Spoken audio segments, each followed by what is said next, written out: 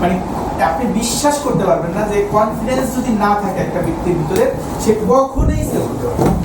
যত চিন্তাই করুক না, তার 100% কনফিডেন্স থাকতে হবে।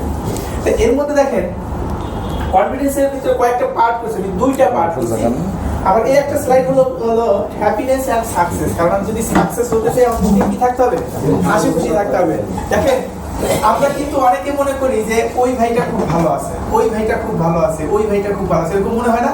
কিন্তু বাস্তবে আপনি যখন কাছে যাবেন না, তার সাথে যখন ডিপলি মানে আলোচনা করবেন, দেখবেন যে ওই লোকটা আপনার চাইতেও বেশি ডিপ্রেশন আছে, কিন্তু সে একটু ভালোভাবে হাসি খুশি থাকে, সে একটু সুন্দরভাবে কথা বলে, মনে হচ্ছে সে ভালো আছে। পৃথিবীতে কোনো মানুষই স্বয়ংসম্পূর্ণ না, প্রত্যেকটা মানুষের ভিতরে কি আছে? সমস্যা আছে। কিন্তু এই সমস্যাটা আমরা কি করবো? একটা আলাদাভাবে জায়গায় রেখে ব্যবসায়িকভাবে আমরা কাজ করবো। ব্যবসায় কখনোই যেন ডিপ্রেশন না চলে আসে। পারিবারিক সমস্যা সেটা ওইখানে থাকবে, অন্যান্য সমস্যা সেটা আলাদাভাবে থাকবে, কিন্তু আমার ব্যবসায়িকভাবে কি থাকতে হবে? আমার সম্পূর্ণ মাইন্ড ফ্রেশ থাকতে হবে ইনশাআল্লাহ। তাইলে আমি কি থাকবো? হ্যাপিনেস থাকবো এবং আমার সাকসেসটা চলে আসবে। কারণ দেখেন আজকে এখানে আমরা ব্যবসা করতে আসছি, যদি পরিবারের কোনো চিন্তা করে ডিপ্রেশনে 30 মিনিট থাকি, আমার কোনো উপকার হবে? আমার ক্ষতি হইতেছে না? এই ক্ষতিটা যেন না হয়, আমি এখান থেকে ব্যবসা করে কিছু টাকা ইনকাম করব, প্রবলেমটা কি করব? আমি সলভ করব ইনশাআল্লাহ। পারবো তো? ইনশাআল্লাহ। হাসি খুশি থাকবো ইনশাআল্লাহ। দেখেন কনফিডেন্স বিল্ডিং এর জন্য দুইটা পার্ট। আমার এই একটা পার্ট হবে 5টা স্লাইড, আর পরের স্লাইড হবে 4টা। এই 9টা বিষয় প্রত্যেকটা ব্যক্তির থাকাটা বাধ্যতামূলক। যদি একটা একটু ঘাটতি হয়, দেন আপনার আপডেট করতে হবে। যদি আপডেট না করেন, বিশ্বাস করেন আপনার আমার দ্বারা সেল করা সম্ভব না বা সাকসেস হওয়া সম্ভব না। কারণ সাকসেসের মূল ভিত্তি হলো আপনার নিজের প্রতি কি থাকতে হবে? কনফিডেন্স থাকতে হবে। এখন কনফিডেন্সটাকে কিভাবে বাড়বে দেখেন, সেই বিষয় নিয়ে আমরা একটু আলোচনা করব।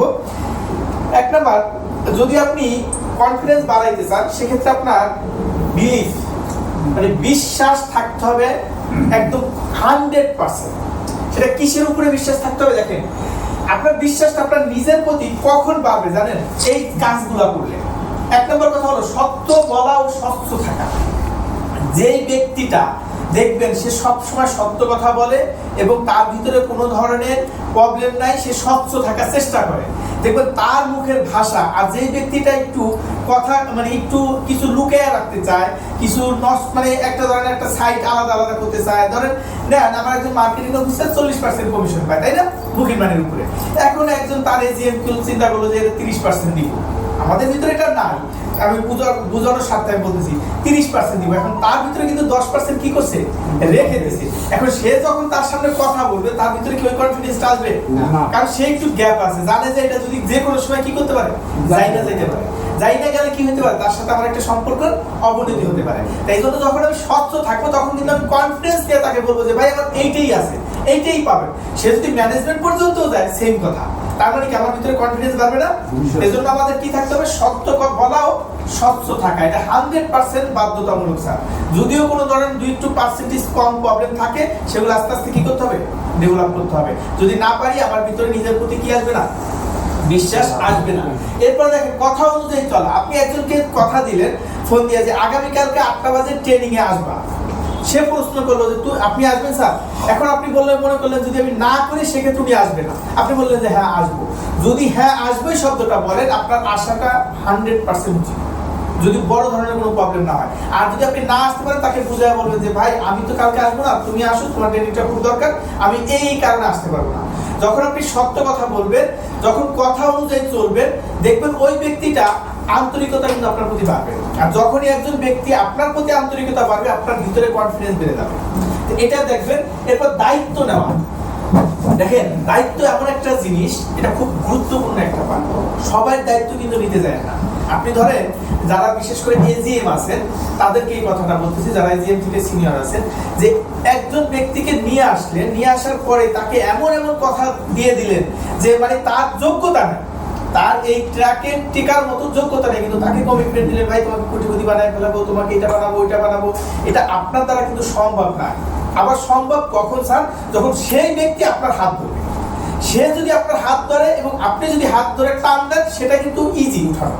এখন আপনি তাকে স্বপ্ন দেখান, কিন্তু যখন কমিটমেন্ট দিবেন, কমিটমেন্ট কিন্তু সবাই দেওয়ার দরকার নেই। আপনার টিমে 50 জন লোক থাকবে, আপনি কমিটমেন্ট দিবেন ওই ব্যক্তিগুলোকে যে আপনার কথা অনুযায়ী চলবে। আপনি যেটা বলবেন সেটা শুনে তার জন্য আপনি সর্বোচ্চ পরিশ্রম করবেন, তাকে কমিটমেন্ট দিবেন। কিন্তু এমন কাউকে কমিটমেন্ট দিবেন না যে, কারণ তার কথার ভ্যালু না থাকতে পারে কিন্তু আপনার কথার ভ্যালু থাকতে হবে। কারণ আপনি একজন ব্যক্তিকে কমিটমেন্ট দিয়েছেন মানে তাকে সাকসেস করবেন। এই জন্য তাকে বুঝে শুনে দেখে যে আমার কথা শুনে কিনা, আমি যা যা বলি কাজ করে কিনা, যদি মনে হয় যে হ্যাঁ এই সকল কাজগুলো করে, দেন আমি তাকে কি করব, কমিটমেন্ট দিব। পারবো তো ইনশাআল্লাহ। এই সকল বিষয়গুলো যদি আপনি রাখেন, তার ভিতরে নিয়মিত যোগাযোগ রাখা, আপনি সহানুভূতিশীল হওয়া, এটা স্বাভাবিক, সিনিয়ররা সহানুভূতিশীলই হয়। তারপরে গোপন তথ্য গোপন রাখা। ধরেন আপনি যেহেতু একজন সিনিয়র ব্যক্তি, আপনাকে কিন্তু আপনার কর্মীরা অনেক কথা বলবে, তার কষ্টের কথা বলবে, তার পারিবারিক কথা বলবে, তার ফ্যামিলির কথা বলবে, তার ব্যবসায়িক কথা বলবে, তার সাথে তার আরেক আপলাইন খারাপ আচরণ করছে সেটা বলবে। কিন্তু এটা যদি আপনি শোনার পর আবার যদি ফ্লাশ করে দেন, তাহলে কিন্তু আপনি কি করলেন, ক্ষতি করলেন না, তার ক্ষতি করলেন। এগুলো গোপন রাখার চেষ্টা করবেন। পাশাপাশি আপনি সংশোধন করার চেষ্টা করবেন, যেটা যেভাবে হোক। এখন ফ্লাশ করে দিয়ে আপনি যদি তার ক্ষতি করলেন, আবার চিন্তা সহানুভূতি দেখালেন, তাইলে কিন্তু আপনার প্রতি আন্তরিকতা আসবে না। এই জন্য আমরা সকল দিক দিয়ে সতর্ক থাকবো। দেখেন, যারা সিনিয়র আছেন তাদের কিন্তু কাজ অনেক, তারা কিন্তু শুধুমাত্র সেল করে টাকা নিলাম এটাই না, তাদের অনেক দায়িত্ব। তার কর্মীগুলা কি করতেছে, খাইতেছে কিনা, ঠিক মতো চলতেছে কিনা, তার কি সমস্যা, সকল কিছু কিন্তু দেখতে হচ্ছে, তাই না? এজন্য সিনিয়র যারা আছেন তাদের কিন্তু অনেক দায়িত্ব। এজন্য আপনি যদি বিশ্বাসী হয়ে যান একবার টিমের প্রতি, বিশ্বাস করেন, আল্লাহর রহমতে আপনার সবচাইতে স্ট্রং টিম হবে আপনার, এবং ইউনিক টিম হবে আপনার। এবং সবাই একটু ব্যতিক্রম টিম করার চেষ্টা করবে, যে আমার টিমটা হবে ওই টিমের চাইতে বেস্ট, আমার টিমটা হবে ওই টিমের চাইতে বেস্ট। এটা সকল সাইড দিয়া। এই জন্য সিনিয়র যদি ঠিক থাকে, সকল টিম কি ঠিক হয়ে যাবে না? ইনশাআল্লাহ আমরা সঠিক এবং ভালো থাকার চেষ্টা করব।